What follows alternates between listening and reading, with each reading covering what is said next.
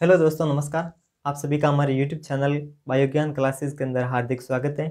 आज के इस ऑनलाइन क्लास के अंदर हम डिस्कस करने वाले हैं ह्यूमन डाइजेस्टिव सिस्टम के बारे में। और ह्यूमन डाइजेस्टिव सिस्टम के दो मुख्य अंग छोटी आंत और बड़ी आंत के बारे में हम इस वीडियो के अंदर पढ़ने वाले हैं। पिछले वीडियो के अंदर हमने पढ़ा था आमाशय के बारे में, आमाशय के कौन कौन से भाग होते हैं और आमाशय की संरचना के बारे में और उनमें कौन कौन सी स्फिंक्टर पाए जाते हैं उनके बारे में हमने पढ़ा था। तो चलिए शुरू करते हैं आज की क्लास, जिसके अंदर हम पढ़ेंगे छोटी आंत और बड़ी आंत के बारे में। छोटी आंत का दूसरा नाम होता है क्षुधांत्र और बड़ी आंत का दूसरा नाम होता है बृहदांत्र। यानी बृहदांत्र और क्षुधांत्र के बारे में इस वीडियो के अंदर पढ़ने वाले हैं। क्षुधांत्र आमाशय के बाद आने वाला पाचन तंत्र का भाग होता है और क्षुधांत्र के बाद में जो पाचन तंत्र का भाग होता है जिसे हम कहते हैं बृहदांत्र। क्षुधांत्र का दूसरा नाम छोटी आंत होता है और बृहदांत्र का दूसरा नाम बड़ी आंत होता है। यानी कि ये दोनों एक प्रकार की आंतें हैं, इंटेस्टाइन है, लेकिन एक का नाम दिया है छोटी आंत और दूसरे का नाम दिया है बड़ी आंत। छोटी आंत इसका नाम क्यों दे रखा है और इसका नाम बड़ी आंत क्यों दे रखा है? ये जो नाम दे रखे हैं ये इसकी लंबाई के आधार पर नहीं दे रखे हैं। ये जो नाम दे रखे हैं ये इनकी मोटाई के आधार पर दे रखे हैं। जिसकी मोटाई कम है उसका नाम दिया छोटी आंत और जिसकी मोटाई ज़्यादा है उसका नाम दे दिया बड़ी आंत। लेकिन लंबाई के हिसाब से देखें तो छोटी आंत बड़ी आंत की तुलना में ज़्यादा लंबी होती है, जबकि बड़ी आंत छोटी आंत की तुलना में कम लंबी होती हैं। आपकी आरबीएससी बुक के हिसाब से जो छोटी आंत की लंबाई है वो होती है 7 मीटर और बृहदांत्र यानी कि बड़ी आंत की जो लंबाई होती है वो होती है 1.5 मीटर। कुछ किताबों के अंदर छोटी आंत की लंबाई 3 मीटर भी दे रखी होती है, जैसे कि 12th आरबीएससी की जो बुक है उसके अंदर पाचन तंत्र के पाठ के अंदर इसकी जो लंबाई होती है वो 3 मीटर दे रखी है, लेकिन आपकी किताब के अंदर इसकी लंबाई दे रखी है 7 मीटर। तो परीक्षा के अंदर प्रश्न पूछा जाए कि छोटी आंत मानव में छोटी आंत की लंबाई कितनी होती है, तो आप 10वीं कक्षा के विद्यार्थी हैं तो आपके बोर्ड परीक्षा के अंदर ऐसा प्रश्न आ जाए तो आपका उत्तर होगा 7 मीटर, क्योंकि जो आपकी आरबीएससी बुक है वही ऑथेंटिक मानी जाती है। उसके बारे में बात करते हैं हम छोटी आंत के बारे में। तो क्षुधांत्र की जो लंबाई होती है वो मैंने आपको बता दिया, इसकी जो लंबाई होती है वो होती है 7 मीटर। इसके अलावा जो क्षुधांत्र या छोटी आंत है इन्हें हम स्मॉल इंटेस्टाइन भी कह सकते हैं और स्मॉल इंटेस्टाइन के यहाँ 3 भाग होते हैं। छोटी आंत या क्षुधांत्र के कितने भाग होते हैं? इनके 3 भाग होते हैं। पहला भाग जिन्हें हम कहते हैं डियोडिनम,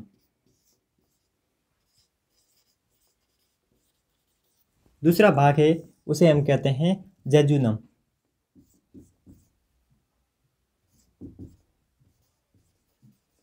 और तीसरा भाग है जिसे हम कहते हैं इलियम।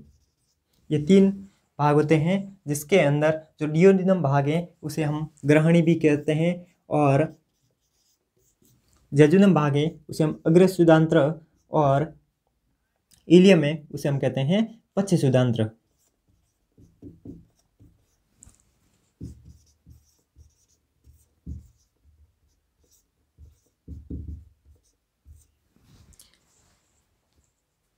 ये 3 भाग होते हैं और प्रश्न ये भी आ सकता है कि मानव पाचन तंत्र के किस अंग के अंदर सर्वाधिक पाचन होता है, या फिर प्रोटीन, वसा और कार्बोहाइड्रेट तीनों प्रकार के पदार्थों का पाचन होता है, ऐसे अंग का नाम बताओ। तो आपको बताना है क्षुधांत्र या फिर छोटी आंत। और सर्वाधिक पाचन होता है तो सबसे ज़्यादा पाचन प्लस अवशोषण, जो भोजन का अवशोषण है वो भी छोटी आंत के अंदर होता है, क्योंकि क्षेत्रफल की दृष्टि से देखें तो छोटी आंत का क्षेत्रफल, सतही क्षेत्रफल होता है वो ज़्यादा होता है। उसके बाद में हम बात करें बृहदांत्र की, तो बृहदांत्र के भी 3 भाग होते हैं। तो बृहदांत्र के कितने भाग होते हैं? बृहदांत्र के भी 3 भाग होते हैं। बृहदांत्र के 3 भाग कौन कौन से होते हैं? बृहदांत्र के 3 भाग होते हैं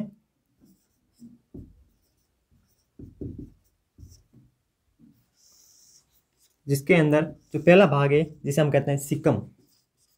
क्या नाम है? सिकम। दूसरा भाग है जिसे हम कहते हैं कॉलोन, और तीसरा भाग है जिसे हम कहते हैं रेक्टम।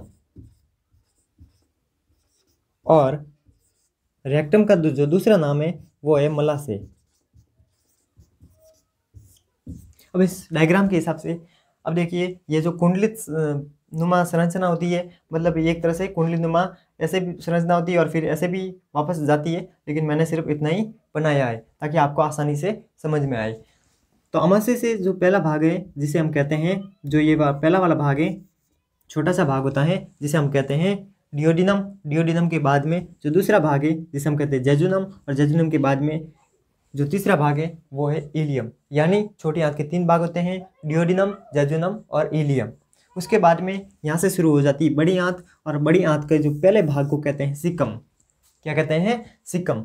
तो ये जो सिकम है, और सिकम के पास में एक अंगुली नुमा संरचना पाई जाती है, ये वाली, और इसका नाम है कर्मी रूपी परिसेचिका।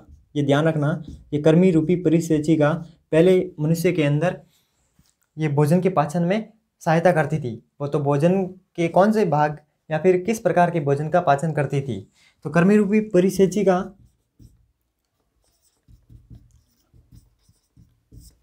पहले सेल्यूलोज नामक पदार्थ का पाचन करती थी, क्योंकि मनुष्य भी घास फूस खाता था। तो पहले के ज़माने जब हम आदि मानव थे, उस समय मनुष्य जब घास फूस खाता था तो उसके अंदर क्या होता था? सेल्यूलोज, और सेल्यूलोज का पाचन होता था कर्मी रूपी परिसेचिका के द्वारा। लेकिन अभी ये अवशेषीय अंग के तौर पर मनुष्य के अंदर उपस्थित होती हैं, और इसका दूसरा नाम है अपेंडिक्स। तो इसका दूसरा नाम क्या है? इसका दूसरा नाम, यानी कि इंग्लिश के अंदर इसे अपेंडिक्स कहते हैं, वर्मीफॉर्म अपेंडिक्स या फिर अपेंडिक्स कहते हैं, कर्मी रूपी परिसेचिका। और इसकी जो लंबाई होती है वो होती है लगभग 8 सेंटीमीटर। इसकी लंबाई 4 सेंटीमीटर से लगाकर 8 सेंटीमीटर तक भी हो सकती है, और इसका जो व्यास होता है, यानी कि इसका डायमीटर होता है, वो होता है 1 सेंटीमीटर। और फिर उसके बाद में अब प्रश्न ऐसे भी पूछा जा सकता है कि कर्मी रूपी परिसेचिका या फिर वर्मीफॉर्म अपेंडिक्स बड़ी आंत के किस भाग से जुड़ा हुआ है? तो बड़ी आंत के सिकम नामक भाग से ये जुड़ा हुआ होता है। तो आपको ध्यान रखना है, ये सिकम नामक भाग से जुड़ा हुआ होता है। और सिकम के बाद में जो दूसरा बड़ी आंत का जो दूसरा भाग होता है उसे हम कहते हैं कॉलोन। क्या कहते हैं? कॉलोन। अब देखिए, कॉलोन भी 3 प्रकार का होता है, कहीं 3 लिखा हुआ है और कहीं 4 प्रकार का।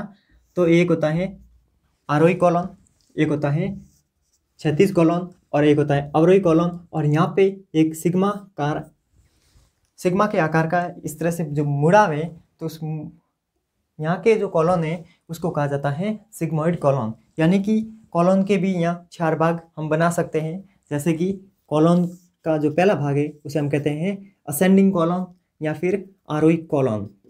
असेंडिंग का मतलब होता है जो कि वापस ऊपर की ओर चढ़ जाए। तो ये जो वाहिनी है या फिर ये जो आहार नाल का ये वाला भाग है, ये क्या करता है? यहाँ से वापस ऊपर की ओर जाता है। तो ऊपर का मतलब होता है ऊपर चढ़ने को हम कहते हैं आरोही, या फिर असेंडिंग भी कह सकते हैं। इंग्लिश का जो वर्ड है असेंडिंग। फिर होता है ट्रांसवर्स कॉलोन, और ट्रांसवर्स कॉलोन को हम क्षैतिज कॉलोन भी कह सकते हैं। और फिर ये जो ट्रांसवर्स कॉलोन है, अनुवर्त कॉलोन या फिर क्षैतिज कॉलोन, और फिर उसके बाद में वापस ये नीचे उतरता है, यानी कि ये जो आहार नाल है वो नीचे की ओर जाती है, जिसे हम कहते हैं अवरोही कॉलोन। और फिर यहाँ पे एक तरह से मोड़ आता है, इस बड़ी आंत के अंदर एक मोड़ आता है जिसे हम कहते हैं सिग्मोइड कॉलोन। यानी कि कॉलोन के भी वापस कितने भाग होते हैं? 4 भाग होते हैं। पहला है आरोही या फिर असेंडिंग कॉलोन, असेंडिंग कॉलोन। और दूसरा भाग है जिसे हम कहते हैं अनुप्रस्थ या फिर क्षैतिज भी कह सकते हैं, क्षैतिज कॉलोन। और इसे इंग्लिश में कहा जाता है ट्रांसवर्स कॉलोन। कौन सा कॉलोन? ट्रांसवर्स। और कॉलोन का तीसरा भाग है उसे हम कहते हैं डिसेंडिंग कॉलोन या फिर अवरोही कॉलोन। तो ये होता है अवरोही कॉलोन या फिर अवरोही कॉलोन, या इंग्लिश में कहें तो इसे कहते हैं डिसेंडिंग कॉलोन।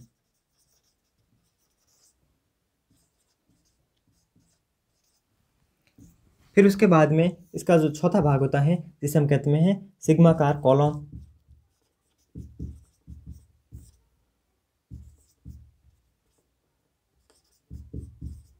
या फिर सिग्मोइड कॉलम। सिग्माकार कॉलम भी कह सकते हैं या फिर सिग्मोइड कॉलम कहते हैं। तो कॉलम के कितने भाग होते हैं? 4 भाग होते हैं, आरोही, अनुप्रस्थ, अवरोही और सिग्माकार। आरोही वाला भाग, ये आरोही वाला भाग है जो ऊपर की ओर चढ़ता है, ये वापस ट्रांसवर्स यानी कि क्षैतिज की दिशा में जाता है। तो अनुप्रस्थ की दिशा या फिर क्षैतिज की दिशा में जाता है ट्रांसफर कॉलम। और तीसरा भाग होता है अवरोही कॉलम, डिसेंडिंग कॉलम। डिसेंडिंग का मतलब होता है नीचे उतरना, नीचे की ओर जाना। तो ये डिसेंडिंग कॉलम है और ये वापस यहाँ पे एक मोड़ नुमा संरचना होती है आरनाल की, और इसे हम कहते हैं सिग्मोइड कॉलम। फिर उसके बाद में देखिए, फिर इसके बाद में आगे जाकर एक संरचना बनती है और उस संरचना का हम कहते हैं रेक्टम। आगे जाके एक थोड़ी सी मोटी संरचना पाई जाती है और इस मोटी संरचना को हम क्या कहते हैं? इस मोटी सी संरचना को कहते हैं हम रेक्टम या फिर मलाशय। और इसके अंदर ही क्या होता है? मल इकट्ठा रहता है। और फिर उसके बाद में आता है एनल कैनाल, और एनल कैनाल के बाद में ये एनस यानी कि गुदा, और जिसके द्वारा मल को बाहर त्यागा जाता है। तो इस तरह से क्या है कि ये पूरी संरचना है। तो आहारनाल है, तो आहारनाल की मुख्य गुहा, फिर ग्रसनी और फिर ग्रसिका के उसके बाद में आमाशय, और आमाशय के बाद में छोटी आंत, और छोटी आंत के बाद में बड़ी आंत, और बड़ी आंत के बाद में गुदा द्वार। तो ये पूरी संरचना होती है। पाचन तंत्र है, उसके 2 भाग होते हैं। पहला भाग है आहारनाल और दूसरा भाग है सहायक ग्रंथियाँ। तो आहारनाल के अंदर ये पूरी आहारनाल आ गई है, और ये यहाँ पे एक तो है मुख गुहा के अंदर लार, तो वो लार ग्रंथियों से लार निकलती है, और यकृत से पीतरस निकलता है, और अग्नाशय से अग्नाशय रस निकलता है। तो उसको हम नेक्स्ट वीडियो के अंदर पढ़ेंगे। सहायक ग्रंथियों को हम अलग से पढ़ेंगे, और अभी हमारा जो ये आहारनाल वाला भाग है वो इस वीडियो के अंदर कंप्लीट हो जाता है। अब देखिए, छोटी आंत के अंदर सभी प्रकार का पाचन होता है। प्रोटीन का भी यहाँ पाचन हो सकता है, कार्बोहाइड्रेट का भी पाचन हो सकता है, और वसा का भी पाचन होता है। लेकिन बड़ी आंत के अंदर जल का अवशोषण होता है, और जो अपचित भाग है, भोजन का अपचित भाग है, वो यहाँ मलाशय नामक भाग के अंदर इकट्ठा हो जाता है, और फिर उसके बाद में गुदानाल या फिर गुदा द्वार से वो बाहर निकल जाता है। तो ये थी हमारे आहारनाल की संरचना, और आहारनाल के बाद में छोटी आंत और बड़ी आंत के बारे में हमने इस वीडियो के अंदर बताया। अगले वीडियो के अंदर हम पढ़ेंगे सहायक ग्रंथियों के बारे में। अगर आपको ये वीडियो पसंद आता है तो आप इस वीडियो को लाइक कीजिए और अपने दोस्तों के साथ में भी शेयर कीजिए, ताकि वो भी इस वीडियो का फ़ायदा उठा सके। आप सभी का बहुत बहुत धन्यवाद।